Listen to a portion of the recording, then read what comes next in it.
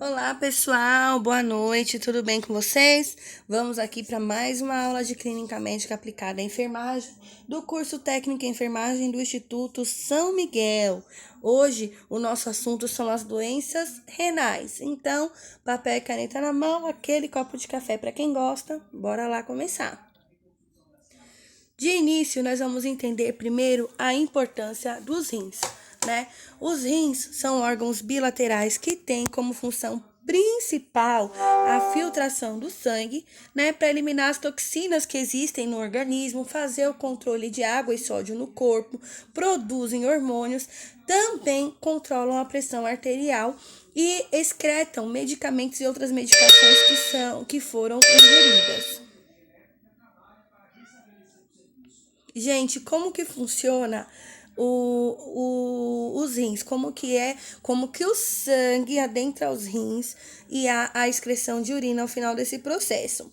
O sangue ele vai entrar através da arteríola aferente, né? Que vai levar o sangue para a cápsula de Bowle.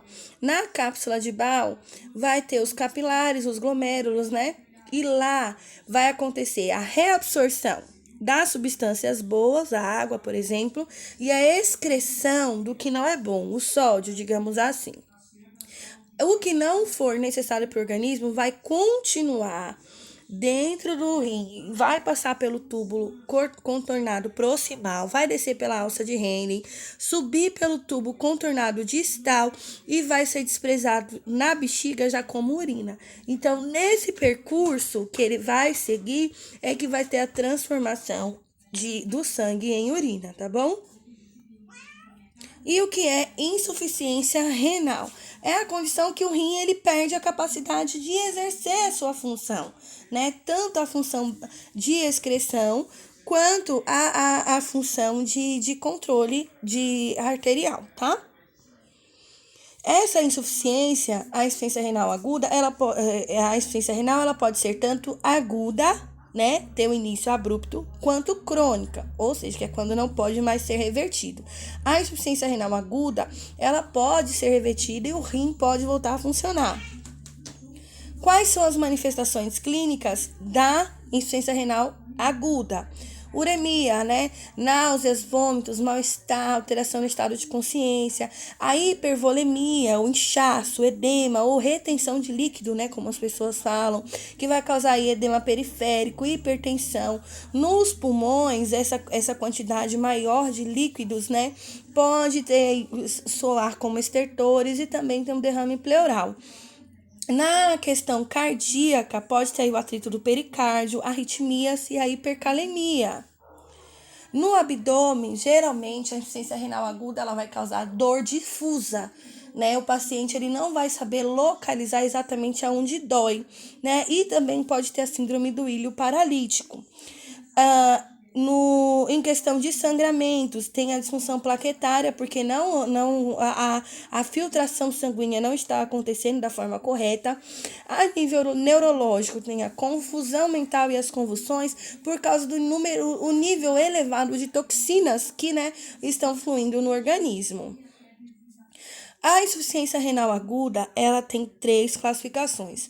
Pré-renal, que é antes de entrar nos rins. Renal, que é dentro dos rins. Ou pós-renal, que é depois que passou pelos rins. Cada uma terá um padrão diferente, por mais que seja a mesma patologia. Quando for pré-renal, vai ter uma diminuição do volume intravascular, né? É causado geralmente por hemorragias, por perdas gastrointestinais, perdas renais, perdas insensíveis superiores à ingestão de líquido. Por exemplo, grandes queimados têm uma perda muito grande de líquidos e isso pode causar insuficiência renal aguda. Idosos muito desidratados podem desenvolver uma insuficiência renal aguda ou quadros febris muito violentos.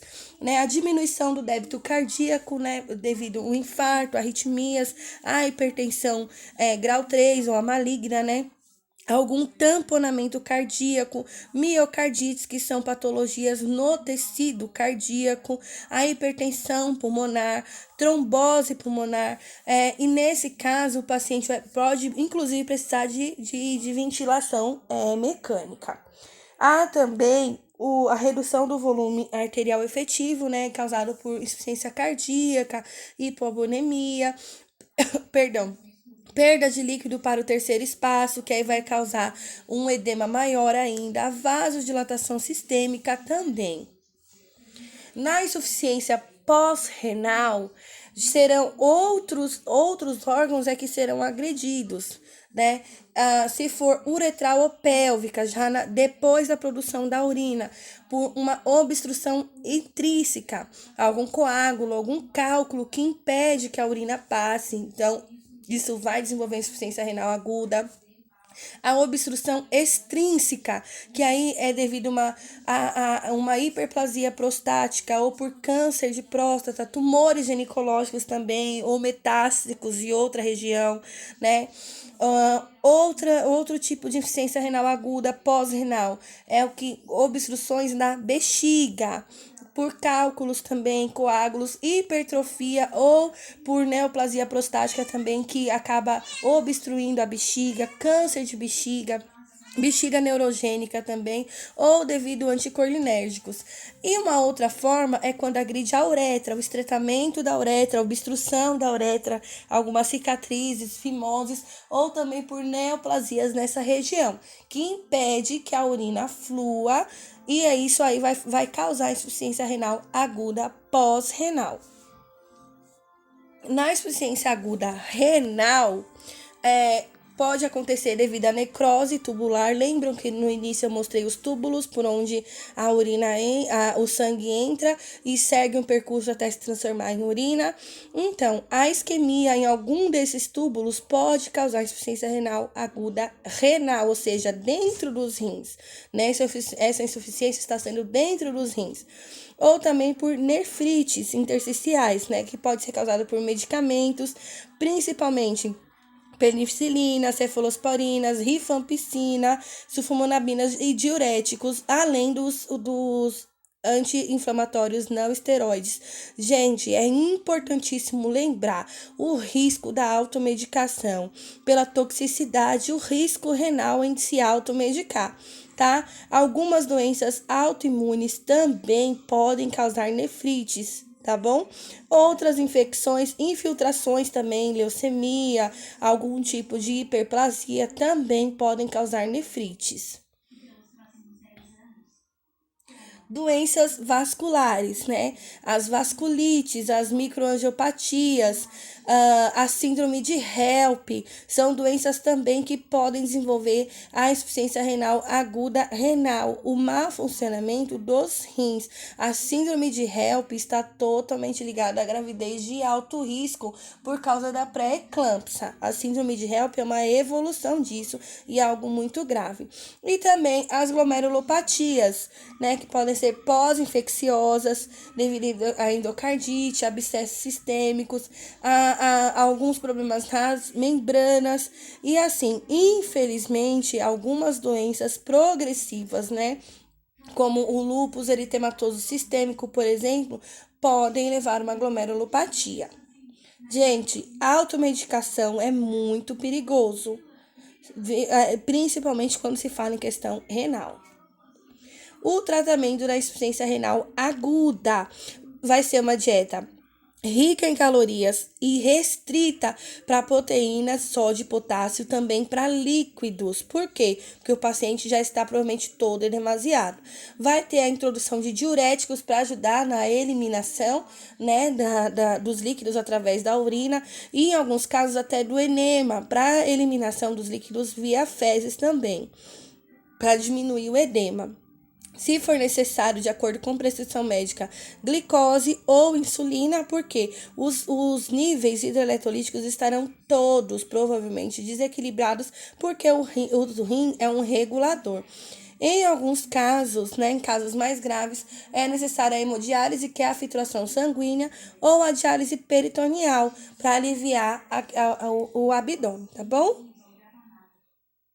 A insuficiência renal crônica. Lembra que eu falei que a insuficiência renal aguda ela pode curar ou ela pode piorar e cronificar. Quando ela cronifica, né, o conceito é que a falha, a disfunção renal, ou ela é persistente ou irreversível, não tem mais como retomar o funcionamento renal, né? Geralmente por um processo patológico ou pode ser por algum outro agravo, tá bom? Por exemplo, a infecção renal aguda, a não tratada, ela pode deteriorar o rim. E essa insuficiência renal aguda que não foi tratada e deteriorou o rim, ela evolui como insuficiência renal crônica, ou seja, ela não tem mais volta. Então, geralmente é lento e progressivo, não tem sinal, não tem sintomas. E como é um processo adaptativo, o corpo vai tentando de alguma forma se adequar. Quando o paciente perceber, ele já perdeu cerca de 50% da sua função renal, né? E até aí eles continuam sem sintomas. Quando começam a aparecer os sintomas, né, da insuficiência renal crônica, os primeiros serão, basicamente, tá? A alteração na cor da urina, que ela fica escura ou sanguinolenta, dor ou ardor ao urinar, né? Ou a poliúria, que é o aumento da quantidade de urinas, a mictúria, que é quando a pessoa passa a urinar várias vezes à noite, o edema no periféricos, principalmente ao redor dos olhos, dor lombar, justamente como sinal, né, dos rins, porque eles são bilaterais, a hipertensão constante, uma palidez anormal, porque pode sim desenvolver anemia, fraqueza e desânimo nessa astenia constante é justamente pela quantidade de substâncias tóxicas no sangue. Náuseas e vômitos frequentes, geralmente pela manhã. E quais são as causas, né, ou os fatores de risco que podem levar ao desenvolvimento da insuficiência renal crônica? A hipertensão e a diabetes, como sempre. Gente, hipertensão e diabetes, eles são fatores desencadeadores de várias outras doenças, tá? Uma nefrite crônica, rins policísticos, né? Quando tem vários cistos dentro dos rins, que acaba destruindo a forma anatômica dos rins. A pielonefrite, que são o acúmulo de pus nos rins, geralmente em decorrência de várias infecções urinárias, né, ou alterações no trato urinário, doenças congênitas e hereditárias, doença renal policística, nefrite intersticial, doenças vasculares do colágeno, neoplasias, doenças metabólicas. Doenças metabólicas, nós falamos de todo o metabolismo do corpo, tá? A anemia falciforme também é um fator de risco para a insuficiência renal crônica e a síndrome da imunodeficiência humana, né? A AIDS. O tratamento da insuficiência renal crônica vai ser a restrição mesmo de proteína, sódio e potássio. Então, a alimentação desse paciente será totalmente mudada. O tratamento medicamentoso, ele vai ser uma gama de antiácidos, antipertensivos, cardiovasculares, anticonvulsivantes e eritroproteína, entre outros, dependendo do caso do paciente, né? O suplemento de ferro e de folato em alguns casos, transfusões de hemácias devido à anemia, a diálise peritoneal ou a hemodiálise. Nesse caso, existem pacientes que fazem hemodiálise até 3 vezes por semana, né? A periodocardiocentese de emergência, né? Que é quando é necessário fazer o tamponamento cardíaco. E o último caso, o transplante renal. Litíase renal, né, que é as pedras nos rins, ela é mais comum em pessoas que já têm outras doenças renais. Então, um paciente renal crônico, que tem insuficiência renal crônica, ele tem uma tendência maior a desenvolver litíase do que um paciente que não tem nenhuma patologia renal. Mais comumente, gente, né, conhecidos como pedras, né, os cálculos ou a litíase, e Olha só, eles são formados pela agregação de sais. Então, de acordo com a filtração ou com a falha na filtração de sangue para transformar em urina, aqueles aglomerados de sais vão se unir e se tornar em uma pedra realmente, né? Então, elas podem ser localizadas na pelve renal ou dentro de algum cálice renal. Então, olha só, ah, o cálculo de cálice renal está ali bem próximo aos néfros. O cálculo de pelve renal está próximo às veias e artérias renais. E o cálculo de ureter superior, ele já saiu dos rins e provavelmente está indo aí em direção à uretra. Qual que é a assistência de enfermagem ao paciente renal em diálise, que é um paciente crítico, um paciente crônico e que necessita de cuidado constante? Primeiro, gente, importantíssimo, monitorar os sinais vitais do paciente a cada 30 minutos, né? Controlar, monitorar o peso do paciente antes e depois da diálise, porque esse paciente ele vai apresentar edema crônico, geralmente, né? Avaliar a via de acesso para a hemodiálise em questão de sinais flogísticos, ou seja, sinais de inflamação. Adotar medidas de controle de infecção, porque, como eu falei, é um paciente de alto risco. Proporcionar suporte emocional, porque é uma situação complicada, é uma situação de risco e é uma situação que vai interferir na vida de todo do paciente e da sua família. Porque, como eu falei, tem pacientes que chegam a fazer hemodiálise 3 vezes por semana.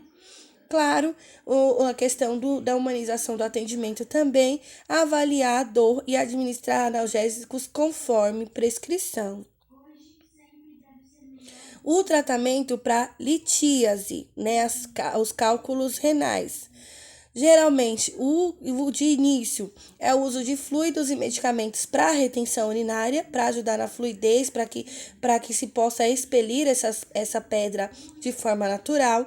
Então, vai incluir analgésicos, porque causa muita dor, a ingestão de muita água, claro, se esse paciente já não for um paciente renal crônico, né? Se for um paciente renal crônico, a ingestão de água dele é limitada, tá?